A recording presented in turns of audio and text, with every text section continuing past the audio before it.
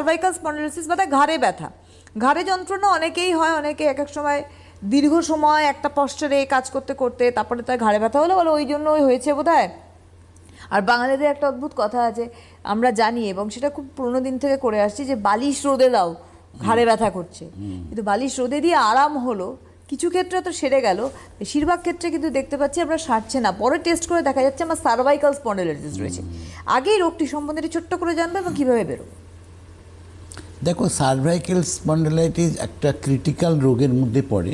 আজকে এইখান থেকে কি কি সিমটমসগুলো দেখা যায় সেটাকে আগে আমাদের জানতে হবে। এটার মধ্যে একটা প্রথম সমস্যা যেটা হচ্ছে মাথা ঘোরার। একটা মাথা ঘুরে, বসে থাকলে মাথা ঘোরে, দাঁড়িয়ে থাকলে মাথা ঘোরে, হাঁটাচলা করলে পরে বহু মানুষ আছে যে চোখে অন্ধকার দেখে, হঠাৎ ডার্ক হয়ে গেল, কিছু দেখতে পাচ্ছে না। তো এইটা কি হচ্ছে, এটা সব থেকে রিস্কি। এই জন্যই বলা হয় যে কখন অন্ধকার হবে কেউ জানে না, কখন আমার মাথা ঘুরছে আমি বুঝতে পারছি না। তো আজকে এই জায়গার থেকে মানুষ ভীষণ একটা পেনফুল লাইফ মেনটেন করেন এবং রিস্কি লাইফ, যার জন্য সার্ভাইকেলকে সবসময় এটাকে রিস্কি বলা হয়। আর এটার থেকে অনেক সময় হার্ট অ্যাটাকের প্রবলেম আসতে পারে। তো এই জন্য কি হয় যে আজকে সার্ভাইকেল থেকে যারা কষ্ট পাচ্ছেন এবং যারা এখনও নিদান পাননি, যারা বহু মানুষ আছেন যে অপারেশন করেছেন, একবার করেছেন, দুবার করেছেন, কিন্তু সমস্যার সমাধান পাননি, যারা গাঙ্গুলি আয়ুর্বেদিকে এসছেন তারা কিন্তু এর সমাধানটা পেয়েছেন। আজকে তারা নিশ্চিত এক কথায় বলতে পারেন যে হ্যাঁ, আমার মাথা ঘুরতো, এখন ঘুরে না, এখন আমি নর্মাল লাইফ মেনটেন করতে পারছি। তো সার্ভাইকেল একটা ক্রিটিক্যাল প্রবলেমস, আর এটার থেকে ডেফিনেটলি মুক্তি পাওয়াটা প্রয়োজন আছে। কারণ লাইফটা যদি আমরা নর্মাল লিড করতে চাই তাহলে সার্ভাইকেল থেকে আমাদের তো নিশ্চয়ই ওটা বেরোতে হবে।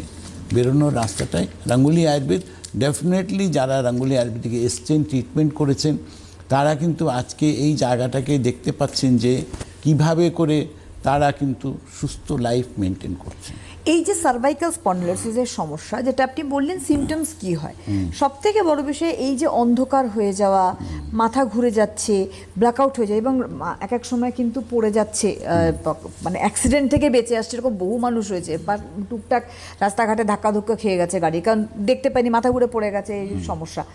সেই জায়গায় দাঁড়িয়ে মানে রঙ্গোলির ট্রিটমেন্ট প্রসিডিওরটা কীভাবে এগোবো আমরা? কারণ আমি ইউজ করলাম, আমি সুস্থ হয়ে গেলাম, আমি ছেড়ে দিলাম, নট দ্যাট। সেইখানে রঙ্গোলি তো একটা সাথী, বন্ধু, কিভাবে আমরা এগোচ্ছি? দেখো, গাঙ্গুলি আয়ুর্বেদের সব থেকে বড় জিনিস যেটা প্রয়োজন মানুষের, সেটা হচ্ছে রুট কজে গিয়ে ট্রিটমেন্ট দেওয়া। আজকে এই যে সার্ভাইকেল থেকে মানুষ বেরিয়েছেন, যারা গাঙ্গুলি আয়ুর্বেদিকে এসছেন, আজকে প্রত্যেকে এক কথাই বলবেন যে আমি সমস্যা ছিল, আমি আজকে মুক্তি পেয়েছি, আজকে আমি ভালো আছি। তো একটা মেনটেন্যান্স তো ডেফিনেটলি একটা প্রয়োজন হয়। শরীরটা কি হয় যে আমাদের একটা সার্টেন এজের পরে একটা বডির ডেপ্রিসিয়েশন আছে, তো সেই ডেপ্রিসিয়েশনটা যাতে আমাকে অ্যাটাক না করে, তো সেই জায়গাটা আমার একটা মেনটেনেন্স লাগে। সেই মেনটেনেন্সটার গাইডলাইনটা আমরা করে দিই। ডেফিনেটলি যারা আজকে গাঙ্গুলি আয়ুর্বেদিকে এসছেন, যারা মেনটেনেন্স চায়, তারা কিন্তু আজকে মেনটেনেন্সে আছেন এবং ভালো আছেন। একদমই তাই। আমাদের সার্ভাইকাল স্পন্ডিলোসিসের পরে আমি একটা কমনলি কথা বলি, সেটা হচ্ছে আমাদের ফ্রোজেন শোল্ডার। আমি পরিষ্কার বাংলায় বলবো যে কাঁধের ব্যথা। এক হচ্ছে ঘাড়ের ব্যথা, দুই তারপরেই চলে আসে আমার কাঁধের ব্যথা। কাঁধের যন্ত্রণা অনেকে ভাবে যে আমি ভারী কিছু টানছি তার জন্য হয়তো ব্যথা হচ্ছে, কেউ কেউ বলে যে আমি মানে কোনো রকম ঘুমিয়েছি ভুলভাবে, ভুল পশ্চারে, যার জন্য ব্যথা হচ্ছে। কিন্তু মুশকিল হচ্ছে যখন ব্যথাটা কন্টিনিউ হয় এবং কন্টিনিউ হতে হতে একটা টাইমে গিয়ে মানুষ হাত তোলা বন্ধ হয়ে যায়, হাত উপরে উঠতেই চায় না, এবং সেরকম হয় এত সেন্সিটিভ হয়ে যায় জায়গা যে সে টাচ করলে, যে কেউ টাচ করলে তখন ব্যথা বেড়ে যায়। তো এই যে আমাদের মানে ফ্রোজেন শোল্ডার, বেসিক্যালি এই রোগটা সম্বন্ধে একটু জানবো নাটশালে, এবং এর কি কি মানে আমরা উপসর্গ দেখি এবং কিভাবে বেরোবো। দেখো, ফ্রোজেন শোল্ডার অ্যানাদার একটা ক্রিটিক্যাল প্রবলেম।